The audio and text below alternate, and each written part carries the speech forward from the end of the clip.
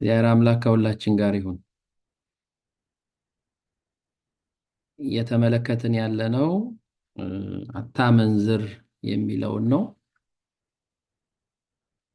እንግዲህ በዚህ ዓለም እየኖሩ ለሕይወት የሚያስፈልጉትን በረከት ለማግኘት በሚመጣውም ዓለም የማታልፍ ርስት መንግሥተ ሰማያትን ለመውረስ እግዚአብሔር በሰራው ሥርዓት ተጠብቆ መኖር ያስፈልጋል።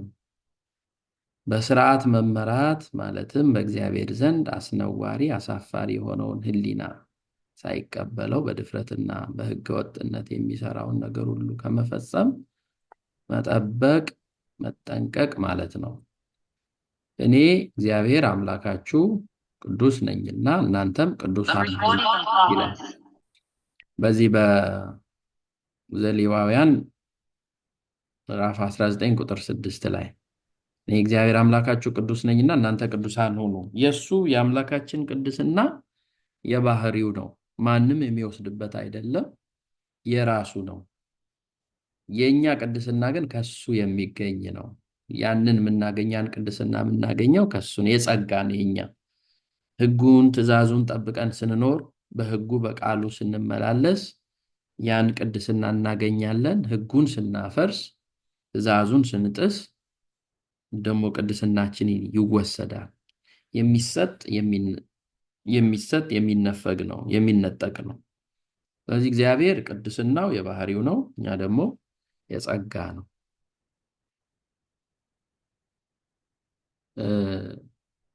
ሌላው አታመንዝር የሚለው ትእዛዝ አትግደል ከተባለው የሰውን ሕይወት ከማክበር ግዴታ ቀጥሎ የአንድን ሰው የቤቱን ሰላምና የህሊና ነፃነቱን ለማክበር የተሰጠ ሕግ ነው። ዝሙት ስጋንም ነፍስንም መንፈስንም የሚጎዳ በሃይማኖት ሕግ ከተፈቀደውና በተፈጥሮ ስርዓት ከመፈጸም ውጪ የሚሰራ ነውና የርኩሰት ስራ ነው። የርኩሰት ስራ ነው። ስጋንም ነፍስንም የሚያረክስ ከእግዚአብሔር መንገድ የሚያወጣ ትልቅ ኃጢአት ነው። ዝሙት ከፍትወት ይመነጫል። ፍትወትንም ዝሙትን ከማሰብ ከመውደድ ከሰውነት የሚፈጠር የስጋ ባህሪ ጾር ወይም ጦር ነው። መጥፎ የሆነ ክፉ የሆነ በዝሙት ምክንያት ብዙ ሰዎች ከህይወት ጎዳና እንደወጡ መጽሐፍ ቅዱስ ይነግረናል። ክፉ መንፈስ ነው እና ያ የሚመጣው ከማሰብ ከመመኘት ወደዛ የሚያደርስ ነው እና ክፉ ጦር ነው። ስጋን መሳሪያ አድርጎ ነፍስን የሚወጋት ረቂቅ ኃይል መሆኑንም ሐዋርያው ያዕቆብ ሲነግረን ይህ ጠብ ክርክር ከወዴት የተገኘ ነው? ዝሙትን ከመውደድ የተነሳ ከሰውነታችሁ የሚሰራ አይደለምን? በማለት ይገስጻል። ያዕቆብ ምዕራፍ 4 ቁጥር 1 ላይ የፍትወትን ኃይል መቋቋም የማይችልና የስጋ ፍላጎቱን መክታት የተሳነው ሰው ሁል ጊዜ የዝሙት ምርኮኛ ነው። ራሱን መግዛት ያልቻለ ሰው ከመንፈስ ፍሬዎች አንዱ ራስን መግዛት ይላል ቅዱስ ጳውሎስ በገላትያ መልእክቱ ላይ። ሰላም፣ ፍቅር፣ ደስታ፣ ራስን መግዛት ይላልና ራስን መግዛት የማይችል ወይም በፍትወት የሚቃጠል ሰው ሁል ጊዜ የዝሙት ምርኮኛ ይሆናል። ስለዚህ አታመንዝር የሚለውን የእግዚአብሔርን ሕግ ያፈርሳል ማለት ነው። ዝሙት እግዚአብሔር የሚጠላውና ሰውንም የሚያረክሰው ስለሆነ ከድርጊት መጠበቅ ብቻ ሳይሆን ወደ ሁኔታው የሚመራ የሐልዮ የሐሳብ የማየትና የመመኘት ስሜት ሁሉ የተከተለ ነው። አንዱ የዝሙት አጥር ይህ ነው።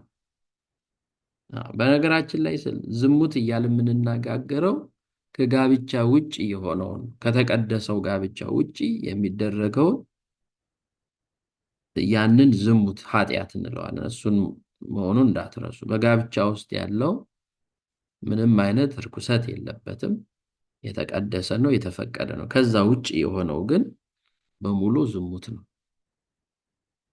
እንደምታውቁት በብሉዩ የፈጸመ ሰው ነው ዝሙትን አደረገ የሚባለው።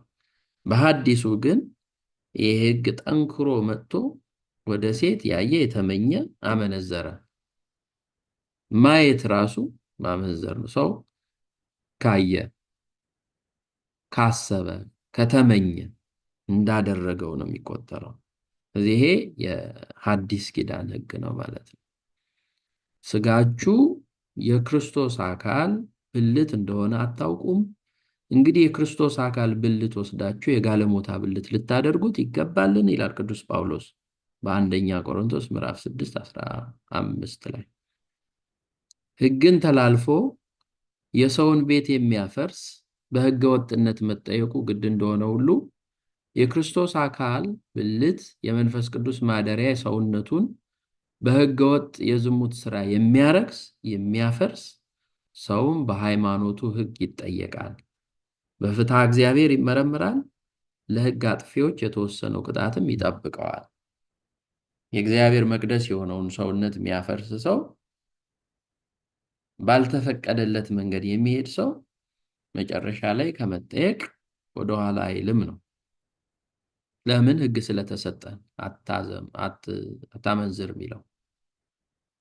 ስጋችሁ ለዝሙት አልተፈጠረም፣ በንጽህና ተጠብቆ እግዚአብሔርን ለማገልገል ነው እንጂ ይላል።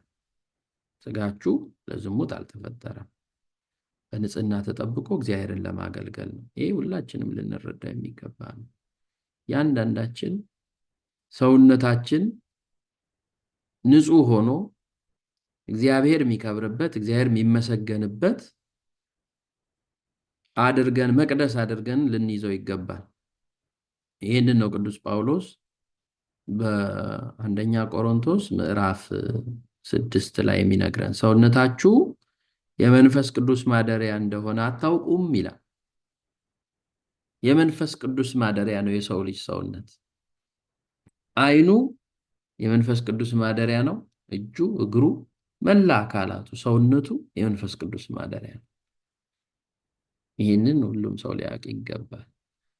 ኃጢአት ስንሰራበት፣ ስንዘሙትበት ያን የመንፈስ ቅዱስ ማደሪያ እናረክሰዋለን ወይም የሰይጣን ማደሪያ እናደርገዋለን።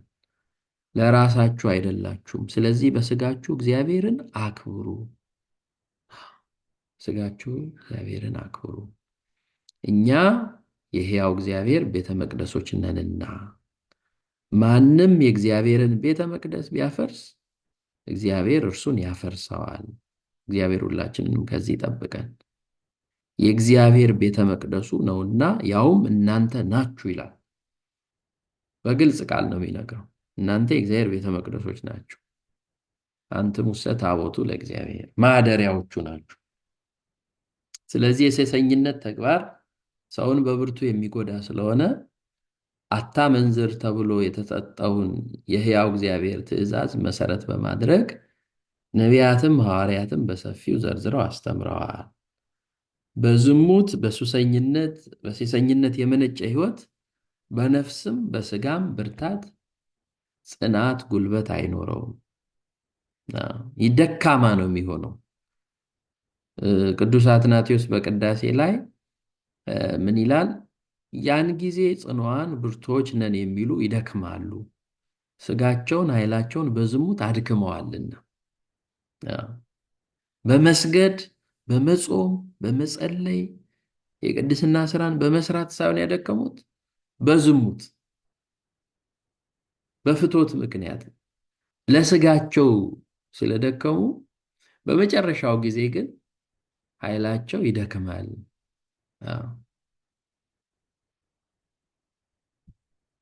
ዝሙት፣ አመንዝራነት በሩካቤ ስጋ የሚፈጸም ብቻ ሳይሆን ፍቅረ ጣዖት ወይም የጣዖት አምልኮ ፍቅር፣ የሀብትና የሹመት ያልተሰጠውን የመሻትና የሌላውን የሆነውን ሁሉ መመኘት ዝሙት አመንዝራነት ነው። በሩካቤ የሚደረግ ብቻ ሳይሆን ከእግዚአብሔር ውጪ ሌላ አምልኮ መፈጸም፣ አምልኮ ጣዖትን ባዕድ አምልኮን መፈጸም፣ በእግዚአብሔር ላይ ሌላ አማልክትን መጨመር ዝሙት ነው። ሌሎችንም ነገሮች የስጋ ፈቃዶችን፣ ሀብትንም፣ ሹመትንም፣ ስልጣንንም፣ ገንዘብንም፣ መልክንም ሌላውንም ነገር አብልጦ መውደድ መሻት ዝሙትን ማድረግ ነው በእግዚአብሔር ላይ። እዚህ ላይ የተጠቀሱትን ጥቅሶች ከእናንተ ውስጥ ማንበብ የሚችል ካለ መጽሐፍ ቅዱስ የያዘ በእስራኤል ላይ እግዚአብሔር አዝኖ የተናገረበት ዘሙታችኋል፣ ኃጢአትን ሰርታችኋል ብሎ የተናገረበት ነው። ትንቢተ ኤርምያስ ምዕራፍ 3 ቁጥር 6 እስከ 9 ያለውን አንድ ሰው ቢያነብ እጠይቃለሁ። መጽሐፍ ቅዱስ የያዘ እና እግዚአብሔር እንዴት አድርጎ እንደሚናገር እንደሚያዝን የሚገልጥበት ነውና ጣዖት አምልኮ ዝሙት እንደሆነ እስራኤልን ይገስጻታል። ሴሰኛ ሆነሻል፣ አመንዝራ ሆነሻል፣ ከኔ ርቀሻል እያለ የሚናገርበት አለ እና መጽሐፍ የያዘ ሰው አለ የሚያነብ ይሄንን ኤርምያስ 3:6 እኔ ላንብብ አባታችን። እሺ አንዳችሁ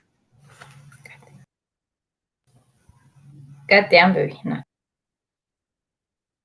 አንብቢ ችግር የለም። እሺ ብዙም ይነበባል። ቶሎ ቶሎ እግዚአብሔርም በንጉሱ በኢዮስያስ ዘመን እንዲህ አለኝ፣ ከዳተኛይቱ እስራኤል ያደረገችውን አየህን? ወደ ረዘመው ተራራ ሁሉ ወደ ለመለመ ዛፍም ሁሉ በታች ሄደች፣ በዚያም አመነዘረች። ይህንም ሁሉ ካደረገች በኋላ ወደ እኔ ተመለሽ አልኋት፣ ነገር ግን አልተመለሰችም። አታላይ እህቷ ይሁዳም አየች፣ ከዳተኛይቱም እስራኤል እንዳመነዘረች አየሁ። የፍቿንም ደብዳቤ በእጇ ሰጥቼ ሰደድኳት። ጎስቋላ እህቷ ይሁዳ ግን በዚያ አልፈራችም። እርሷም ደግሞ ሄዳ አመነዘረች። ዝሙቷም ከንቱ ሆነ። እርሷም ከድንጋይና ከግንድ ጋር አመነዘረች። በዚህም ሁሉ ከዳተኛይቱ ይሁዳ በሐሰት እንጂ በፍጹም ልቧ ወደ እኔ አልተመለሰችም ይላል እግዚአብሔር። እሺ ቃሌት ያሰማልን። ይኸው ጣዖት ማምለክን ከግንድ ከድንጋይ ጋር ለድንጋይ መገዛት፣ ለግንድ መገዛት፣ ለፀሐይ ለጨረቃ መገዛት ዝሙት ነው እና ዝሙት ወንድ ከሴት ጋር ሴት ከወንድ ጋር ብቻ ሳይሆን ጣዖትን ማምለክ በእግዚአብሔር ላይ ዝሙት መፈጸም ነው። ሀብትንም ንብረትንም ስልጣንንም ቅድም ያልኩት መልክንም ዝናንም እነዚህን ሁሉ አስበልጦ ማየት በእግዚአብሔር ላይ ማመንዘር ዝሙትን መፈጸም ነው እና ዝሙት ከሰው አልፎ ምድርን የሚያረክስና የሚያስረግም ክፉ በደል ነው። ምድራችን እሾህና አሜኬላ እንድታበቅል የተረገመችው በሰው ስህተትና በደል ነው። ዘፍጥረት 3 መዝሙር 106 ኤርምያስ 3 እነዚህን እንድታነቧቸው ዓለም በንፍር ውሃ እንድትቀጣ የሰው ጥፋት ከሰው አልፎ ተርፎ ለሌሎች የፍጥረት ወገኖች ሁሉ እንዲደመሰሱ ያደረገ ምድርን ያረከሰ የዝሙት ስራ ነው። በኖህ ዘመን በሰዶምና በጎሞራ የሆነውን ታውቃላችሁ። የይሁዳ መልእክት ምዕራፍ 7ን የሚያነብ ምዕራፍ 1 ምዕራፍ ነው ያለው፣ ቁጥር 7ን የሚያነብልን ሰው ይዘጋጅ እና እንዴት በፍትወት በዝሙት ምክንያት ዓለም እንደጠፋች ይናገራል። ታሪኩ ሙሉ ታሪኩ ዘፍጥረት 19 ላይ አለ ወይ ዘፍጥረት 19 24 እስከ 25 ያለውን ወይም ይሁዳ 7 ይሁዳ 1:7 አንድ ምዕራፍ ነው ያለው ይሁዳ መልእክት። ቅድም ያላነበብሽው አንዱ እና እንዴት እግዚአብሔር የሚጸየፈው ምድርን እስከ ማጥፋት የደረሰበት ኃጢአት እንደሆነ እንድትረዱት ነው ዝሙት። እሺ የይሁዳን አውጥቼዋለሁ። እሺ ባይለገብ የያዕቆብ ወንድም የሐዋርያው የቅዱስ ይሁዳ መልእክት ምዕራፍ 1 ምዕራፍ ነው ቁጥር 7 እንደዚሁም ሰዶምና ገሞራ በዙሪያቸውም የነበሩ ከተሞች ለዝሙትና ከተፈጥሮ ስርዓት ውጭ ለሆነ ሩካቤ ስጋ ራሳቸውን አሳልፈው ስለሰጡ በዘላለም እሳት እየተቀጡ ምሳሌ ሆነዋልና። እንዲሁም እነዚህ ሰዎች ደግሞ በሕልማቸው ሥጋቸውን ያረክሳሉ፣ ጌታቸውንም ይክዳሉ፣ ክብሩንም ይሰድባሉ። የመላእክት አለቃ ይበቃል፣ ሚካኤል ይበቃል። ቃሌት ያሰማል። ተመልከቱ፣ ቁልጭ ብሎ የተቀመጠ ነው። እግዚአብሔር በዚህ የተነሳ ምድር እንዳጠፋ ሰዶምና ገሞራ ንስሐ ግቡ ተመለሱ እያለ በኖህ አማካኝነት ሲነግራቸው የለም እያሉ ሲያመነዝሩ፣ በእግዚአብሔር ላይ ጣዖትን ሲያመልኩ፣ ዝሙትን ሲሰሩ እግዚአብሔር ቁጣውን አንስቶ ምድርን እንዳጠፋ የሚናገር ነው እና ዝሙት በሰዎች መካከል ጠብን የሚፈጥር የአመንዝራነት ተግባር ነው። ሀብት ንብረት ያጠፋል፣ አምባጓሮ ይፈጥራል። በመጽሐፍ ቅዱስ የተጠቀሱትን ለማየት የኤሞር ልጅ ሴኬም የያዕቆብ ልጅ ዲናን እንዴት እንዳስነወራት ተመልክቷት ከክብሯ እንዳዋረዳት ኦሪት ዘፍጥረት ምዕራፍ 34 ቁጥር 1 ጀምሮ የዳዊት ልጅ አምኖን ሕሊናውን አሳውሮ በድፍረት እህቱን ትዕማርን እንዴት እንዳስናወራት ሁለተኛ ሳሙኤል ምዕራፍ 13 ቁጥር 1 ላይ ይሄ የክፉ ስራ ሁሉ ውጤት የመንፈስ ክስረት ነው። እነዚህ እንድታነቡ ነው ምን ያህል ዝሙት ክፉ መንፈስ እንደሆነ ከእህቱ ጋር ሁሉ እስኪተኛ ድረስ እንዳደረገው ቅድም ጦር ነው ያልነው ቀላል እንዳልሆነ ነው እና የሰው ልጅ መጠንቀቅ ካለበት በዝሙት ጦር እንዳይወጋ ስጋውንም ነፍሱንም እንዳያረክስ ነው እና እጅግ ከባድ እንደሆነ እንድትረዱን ይሄንን ነው እግዚአብሔር አምላካችን ትእዛዝ አድርጎ የሰጠን። ይህንን ታመንዝር የሚለውን ቃል ስናስብ አጠቃላይ እነዚህን ሁሉ ማየት ይኖርብናል። ዝሙት ከማየት ከመስማት ከመዳሰስ ጀምሮ የሰውን አካልና ስሜት ሕዋሳት የሚያሳትፍ በመሆኑ ሰው ዝሙት በሚፈጽምበት ጊዜ አእምሮ፣ ልቦናው፣ መንፈሱ፣ አካሉ ሁሉ ይመረዛል፣ ይዝላል። እየተስማማው ቢሰራውም በኋላ አእምሮውን ያሳጣዋል ይላል። ተመልከቱ። ስለዚህ አይናችን የሚያየው፣ ጆሮአችን የሚሰማው፣ እግራችን፣ እጃችን፣ እያንዳንዱ መላ ሰውነታችን የሚያደርገውን ነገር ሁሉ በጥንቃቄ ሊያደርግ ይገባል። ምንንም የማያስቀር ክፉ የሆነ ኃጢአት ነው። መንፈስን ሁሉ የሚያረክስ የሚመርዝ ነው እና እግዚአብሔር ከዚህ ይጠብቀን። በእግዚአብሔር መንግስት በመጨረሻ የፍርድ ቀን በጥፋታቸው እንደ ውሻ ከመንግስተ ሰማያት ከሚባረሩ ኃጥአን መካከል አንዱ ሴሰኞች ናቸው ተብሎ ተመዝግቧል። ራእይ 22 ቁጥር 15 ላይ ከእግዚአብሔር መንግስት ይለያል። ይሄ ደግሞ ከባድ ነውና በደንብ ልንረዳው ያስፈልጋል። ቅዱስ ጳውሎስ 15 የሥጋ ፈቃዳት ብሎ ከዘረዘራቸው ውስጥ የሚጠቀሰው አንዱ ዝሙት ነው። ዝሙት፣ ርኩሰት፣ መዳራት እነዚህ ተመሳሳይ ስለሆኑ ናቸው። በአዲስ ኪዳን አንድ ሰው ዝሙት አልፈጸምኩም፣ እኔ ግንኙነት አላረኩም፣ መዳራት ብቻ ነው ወይም ሌላ ነገር ብቻ ነው፣ ማውራት ብቻ ነው፣ ማየት ብቻ ነው፣ መመኘት ብቻ ነው ቢል እንደፈጸመው እንደሆነ ተነግሯል ቅድምና እዚህ ላይ ቅዱስ ጳውሎስም እነዚህ ናቸው ብሎ የሥጋ ስራ ብሎ ግልጥ አድርጎ አስቀምጧል። ለቅዱሳን እንደሚገባ ግን ዝሙትና ርኩሰት ሁሉ ወይም መመኘት በእናንተ ዘንድ ከቶ አይሰማ፣ የሚያሳፍር ነገርም የስንፍና ንግግርም ወይም ዋዛ የማይገቡ ናቸውና አይሁኑ። ይህንን እወቁ፣ አመንዝራም ቢሆን ወይም ርኩስ ቢሆን የሚመኝ የክርስቶስና በእግዚአብሔር መንግሥት ርስት የለውም ይላል። ቅዱስ ጳውሎስም ምን ማድረግ እንደሚገባን ሲገልጽ ከዝሙት ሽሹ ይላል። ከዝሙት ሽሹ እንደ ዮሴፍ ማለት ነው። ዮሴፍ የንጉሱ የጲጥፋራ ሚስት ለዝሙት ራሷን አዘጋጅታ እነሆ ፈቃዴን ፈጽምልኝ ስትለው እሱ የመለሰውን ታውቃለች። እኔ በእግዚአብሔር ፊት ኃጢአትን አልሰራም፣ ሸሸ ከዝሙት። ሰው የለም ብላለች። ማንም የለም። የንጉሥ ሚስት ነች። ሁሉን ነገር ማድረግ ይችላል። ግን እሱ በእግዚአብሔር ፊት ኃጢአትን አልሰራም፣ እግዚአብሔር ያየኛል፣ ሰው ባያየኝ። እንደዚህ ነው ሁላችንም ልንል የሚገባው። እንደሚመክረን ከግብረ ዝሙት መሸሽና ሕይወትን ከጥፋት ማዳን ያስፈልጋል። ስጋችሁን እንደ መሳሪያ አድርጎ ነፍሳችሁን የሚወጋውን የስጋችሁን ፈቃድ ታርቁ ዘንድ እማልዳችኋለሁ። ቅዱስ ጴጥሮስ በአንደኛ ጴጥሮስ ምዕራፍ 2 ቁጥር 11 ላይ ስጋን መሳሪያ አድርጎ ነፍስን የሚወጋ ከእግዚአብሔር መንግሥት የሚለይ መሆኑን ሲገልጥ ነው። የጨለማውን ስራ አውጥተን የብርሃንን ጋሻ ጦር እንልበስ። በዘፈንና በስካር በዝሙትና በመዳራት አይሁን፣ ምኞቱን እንድንፈጽም ለስጋ አታስቡ ይላል በቅዱስ ጳውሎስ ደግሞ በሮሜ መልእክቱ ላይ። ምድራዊ ስጋዊ ሰውነታችሁን ከዝሙት ለዩ፣ እነዚህም ዝሙትና ርኩሰት፣ ፍትወትንም ክፉ ምኞትንም ናቸው። በእነዚህ ጠንቅ የእግዚአብሔር ቁጣ በማይታዘዙ ልጆች ላይ ይመጣል ይላል።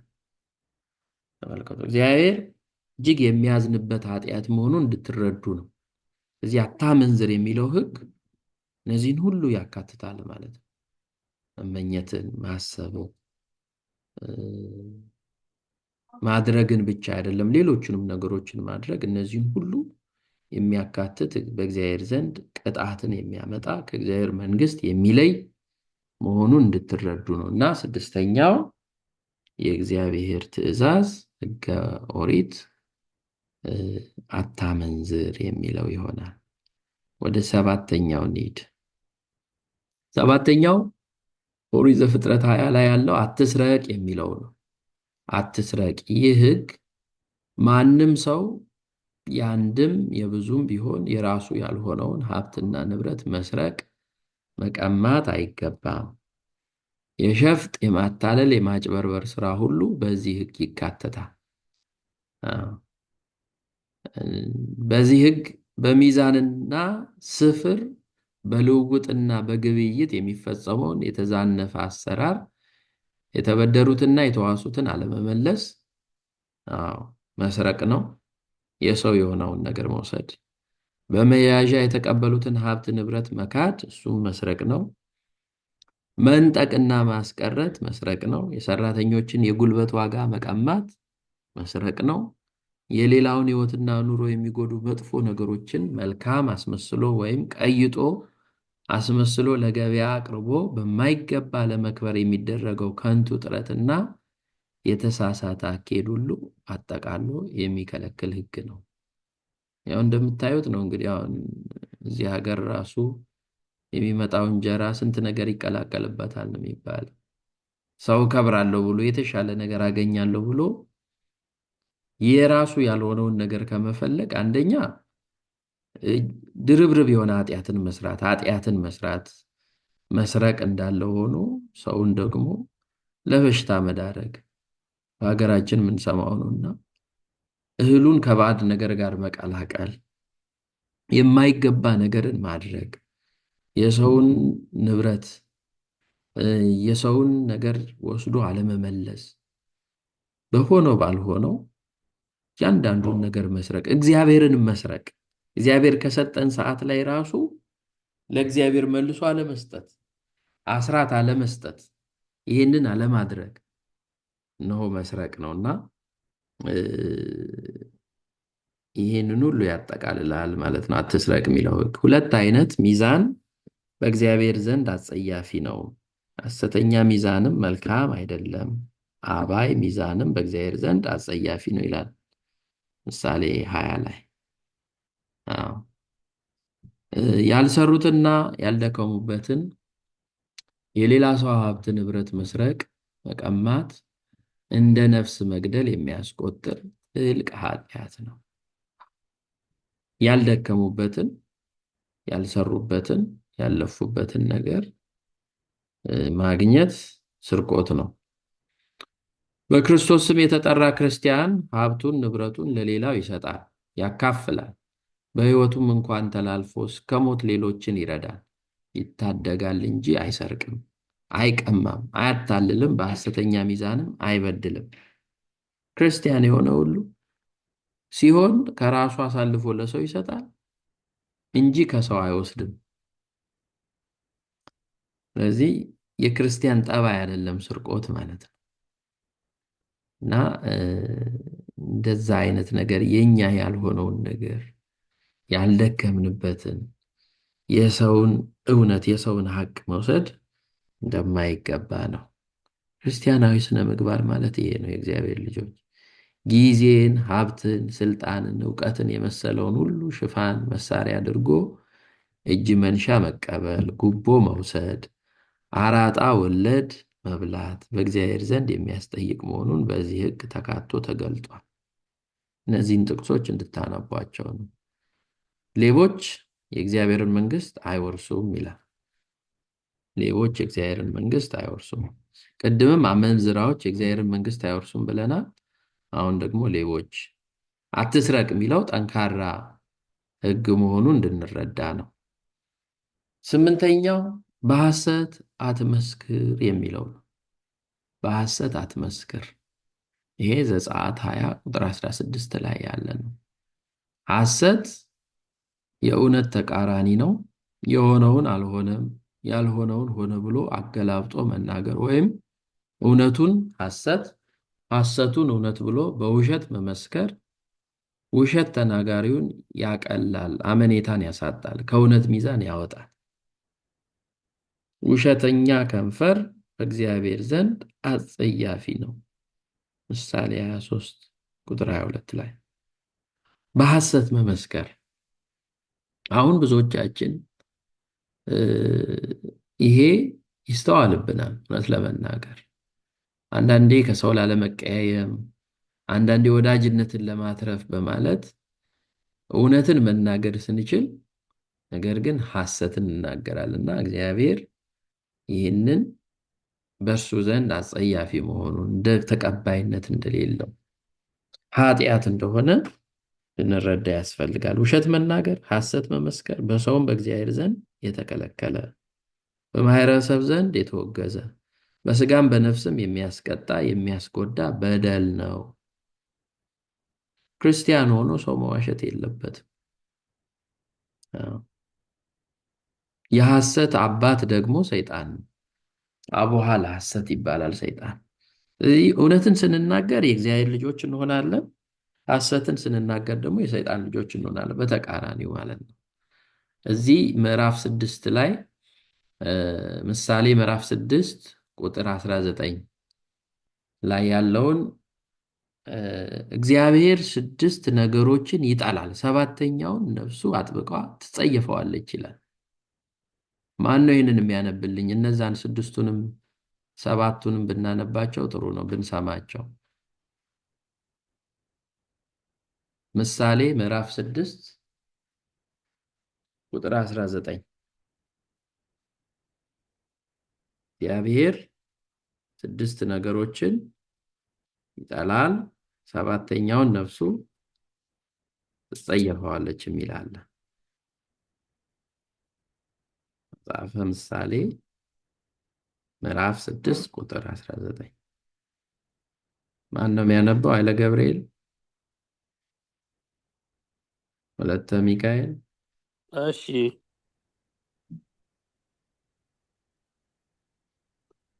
መጽሐፈ ምሳሌ ምዕራፍ 6 ቁጥር 19 ነው። አዎ ከእግዚአብሔር ከ16 ጀምሮ ያለው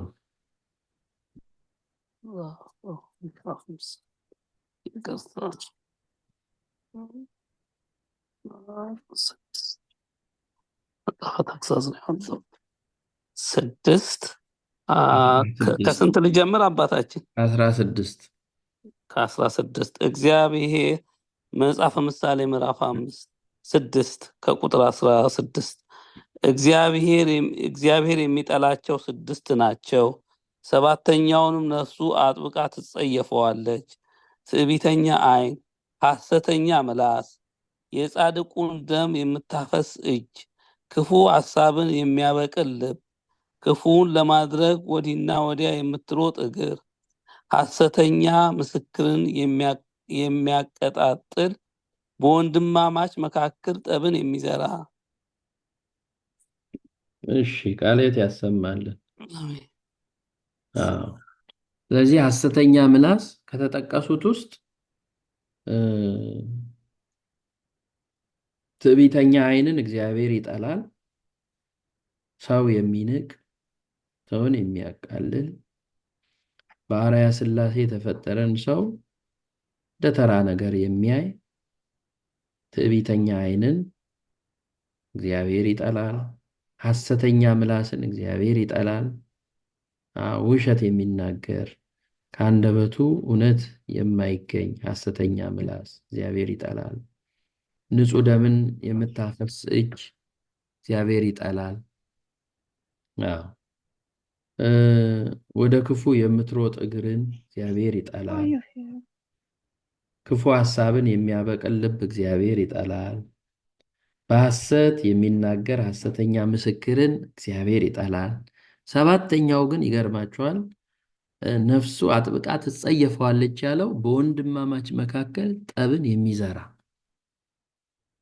ተመልከቱ፣ አሁን በሀገራችን እኛ እንደ ክርስቲያን ሁላችንም በክርስቶስ ወንድማማቾች ነን፣ እህትማማቾች ነን። ከማይጠፋው ዘር ከክርስቶስ የተገኘን ነን። ግን አሁን በወንድማማች መካከል ጠብ እየተዘራ የብዙ ንጹሐን ደም የፈሰሰ ነው ያለውና እግዚአብሔር አብዝቶ የሚጸየፈውና የሚጠላው ነገር ማለት ነውና እግዚአብሔር እነዚህን ነገሮች አጥብቆ ይጠላል። እና ይሄንን የእግዚአብሔርን ሕግ ካለማወቅ ካለመረዳት የተነሳ ብዙ ሰው በዚህ መልኩ ይሄንን ሕግ ሲጥስ ይገኛልና እግዚአብሔር በሐሰት የሚመሰክርን ሐሰተኛ ምስክርን እግዚአብሔር ይጠላል የሚለውን እንድትይዙ ነው። መድኃኒታችን ኢየሱስ ክርስቶስ ከልብ የሚወጣ ክፉ ሐሳብ፣ ሐሰት መመስከር፣ ስድብ ሰውን ያረክሳል ብሏል ማቴዎስ ወንጌል ምዕራፍ 15 ላይ። የሐሰት መገኛዋ ቅድም እንዳልኩት የሰው ሁሉ ጠላት ዲያብሎስ ነው። የእግዚአብሔር ልጅ ያልሆነ ሁሉ የሰይጣንን ሥራ ይሰራል። የሰይጣንን ሥራ የሚሰራም የሰይጣን የዲያብሎስ የግብር ልጅ ነው። ሐሰት የሰይጣን ነው ብለናል። ስለዚህ የእሱን ሥራ የሚሰራ የእሱ ልጅ ይሆናል ማለት ነው። ክርስቶስ አምላካችን ሲያስተምር፣ ክፉዎች ሲገስጽ እናንተስ የአባታችሁን የሰይጣንን ሥራ ትሰራላችሁ፣ ሕጌንም በጠበቃችሁ ነበረ። ከእግዚአብሔር ስላልተወለዳችሁ በላከኝ በእኔ ማመን አልቻላችሁም። ትምህርቴን አትቀበሉም፣ ከአባታችሁ ከሰይጣን ወገን ናችሁ። የአባታችሁን የሰይጣንን ፈቃድ ልትሰሩ ትወዳላችሁ። እሱ ከቀድሞ ጀምሮ ነፍሰ ገዳይ ነው፣ በእውነት ጸንቶ አይኖርም። በእርሱ ዘንድ እውነት የለምና ሐሰትን በተናገረ ጊዜ በራሱ አንቅቶ ይናገራል፣ ሐሰተኛ የሐሰትን ምንጭ ነውና በማለት አስተምሯል። የዮሐንስ ወንጌል ምዕራፍ 8:41 ላይ ሐሰትን ከራሱ አንቅቶ ወይም አመንጭቶ ይናገራል። እሱ ሲጀመር ሐሰተኛ የሐሰት ምንጭ ነው ሰይጣን። ስለዚህ አንድ ሰው ሲዋሽ፣ በሐሰት ሲመሰክር፣ ሐሰትን ሲናገር በተዘዋዋሪ የሰይጣን የግብር ልጅ ይሆናል ማለት ነው። እውነትን ሲናገር ደግሞ የእግዚአብሔር ልጅ ይሆናል። እውነት ማለት እግዚአብሔር ነው ይላል ቅዱስ ዮሐንስ በመልእክቱ በአንደኛ ዮሐንስ ምዕራፍ 4 ላይ እውነት እግዚአብሔር ነው ይላል። ስለዚህ ሰው እውነትን ሲናገር የእግዚአብሔር የጸጋ ልጅ ይሆናል። ሐሰትን ሲናገር ደግሞ የዲያብሎስ የግብር ልጅ ይሆናል። ዲያብሎስን በግብር ይመስለዋል ማለት ነው። ሐሰተኛነቱ ከዲያብሎስ ጋር ያስተባብረዋል። እግዚአብሔር ሁላችንን ከዚህ ይጠብቀና በሐሰት መመስከር ይህን ያህል ያረክሳል የሰውን ልጅ። ሐሰትን ከራሱ አንቅቶ የሚናገር ሰይጣን መሆኑን ታውቆ ተጽፎ ይነገር እንጂ መልካም ነገርን ከሚያስብ የበጎ ነገሮች መዝገብ ከሆንን ልባቸው በጎ ነገር የሚያመነጩ ደጋግ ሰዎች እንዳሉ ሁሉ ክፉ ነገርን የሚያመነጩ ክፉ ልቡና ያላቸው በሕሊናቸውም ክፉ ነገርን የሚያመላልሱ ክፉ ሰዎች መኖራቸውን ጌታችን ኢየሱስ ክርስቶስ በትምህርቱ ግልጽ አድርጎ አሳይቶናል። የማቴዎስ ወንጌል ምዕራፍ 12 ቁጥር 5 ላይ የማቴዎስ ወንጌል ምዕራፍ 12 ቁጥር 5ን ማን ነው ያነበው? ማቴዎስ። ለመስቀል አለው። እሺ፣ ለመስቀል። የማቴዎስ ወንጌል ምዕራፍ 12 ከቁጥር 5።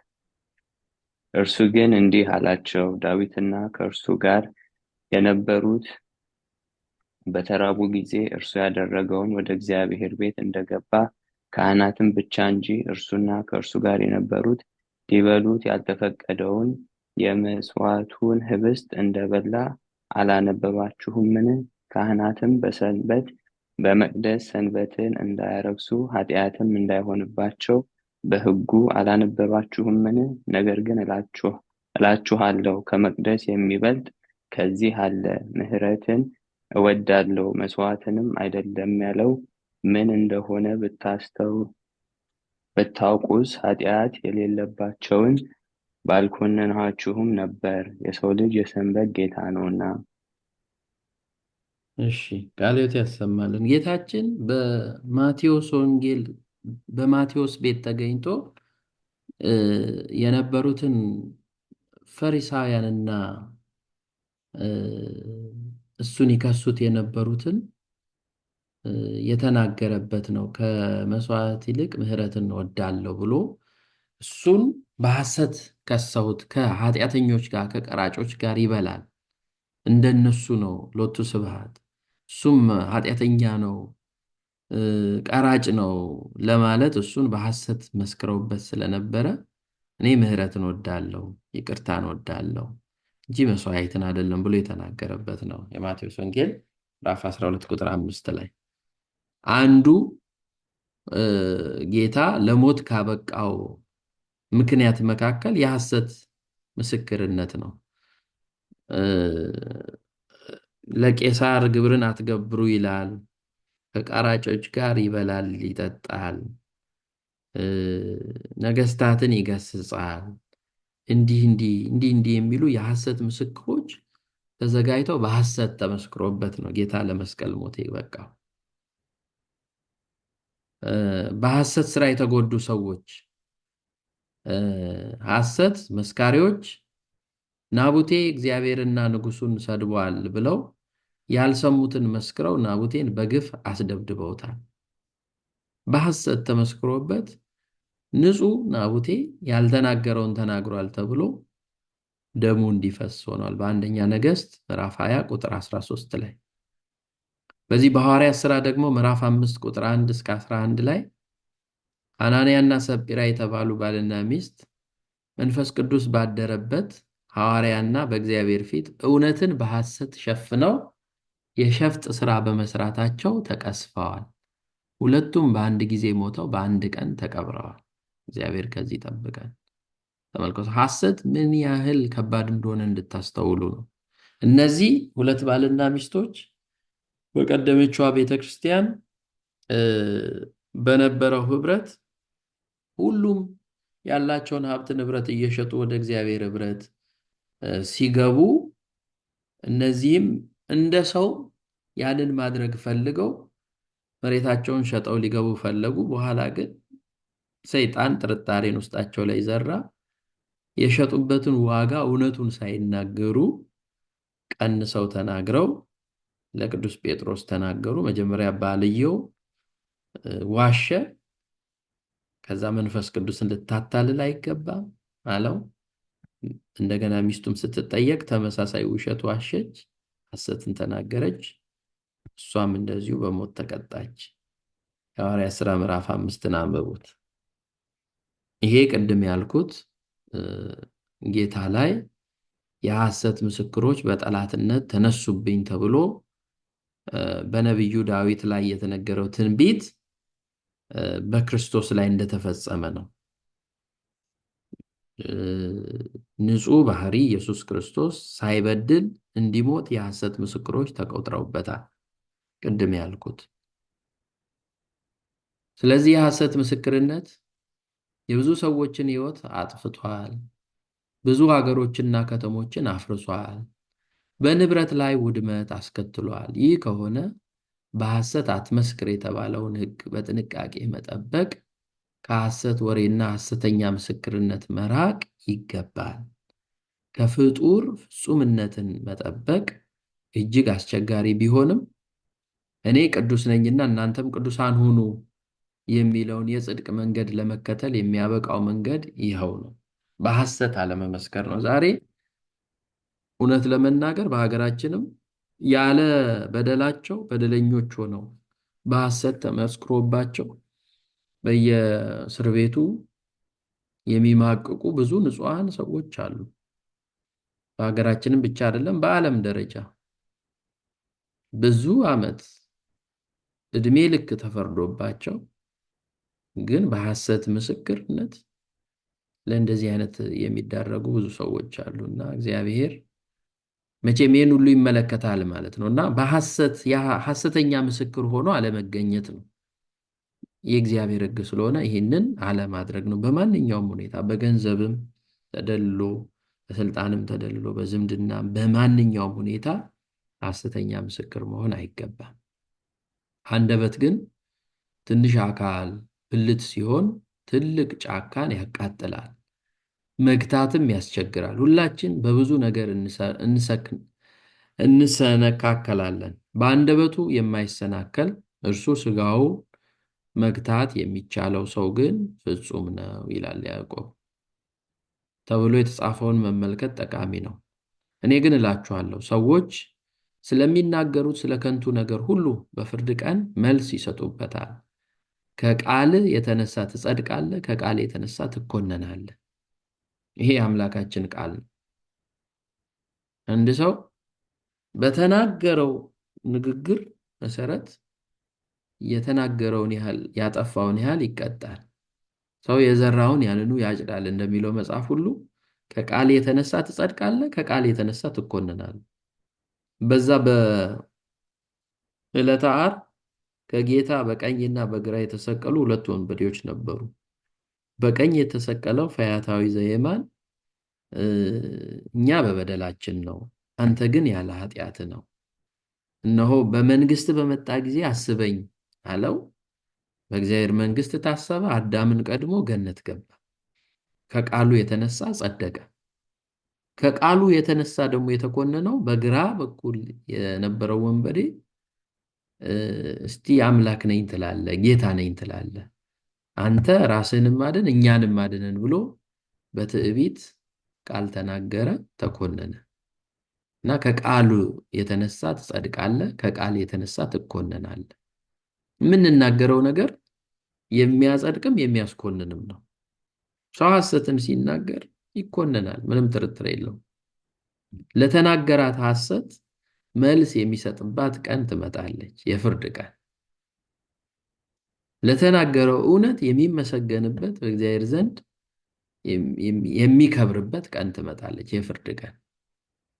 ስለዚህ ሕይወትን የሚወድ ደጋግ ዘመኖችን ሊያይ የሚፈልግ ሰው ምላሱን ከክፉ ነገር ከንፈሮቹንም ተንኮል ከመናገር ይከልክል ይላል።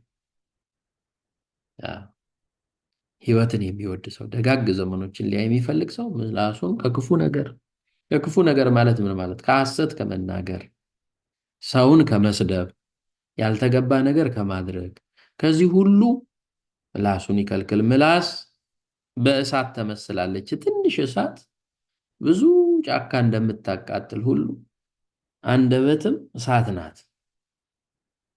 ቅዱስ ጳውሎስ ለጢሞቴዎስ ለልጁ ሲመክረው ምን ይላል?